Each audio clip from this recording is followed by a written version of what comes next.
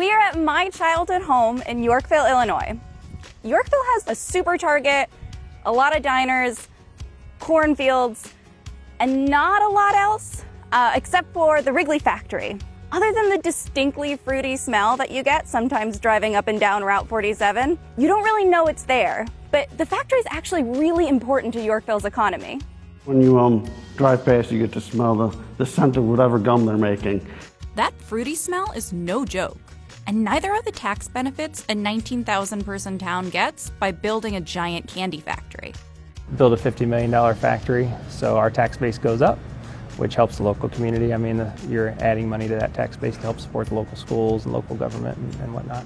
The original factory was actually built in 1995 to make gum, but Micah's talking about the Skittles edition put on in 2016. The 150,000 square foot add-on brought 75 new jobs to the facility.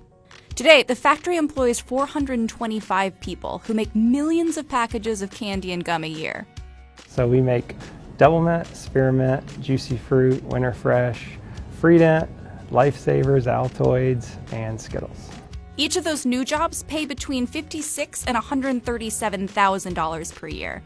And while Yorkville doesn't see any of that income tax directly, those 75 new employees and their salaries have purchasing power. 75 new people in New York might be a drop in the bucket, but 75 new people in Yorkville actually makes a difference. Each time a factory worker grabs lunch at Sunfields, a couple percentage points of sales tax from his cinnamon French toast does go back into the city. But to see a more direct impact, we can look at property taxes.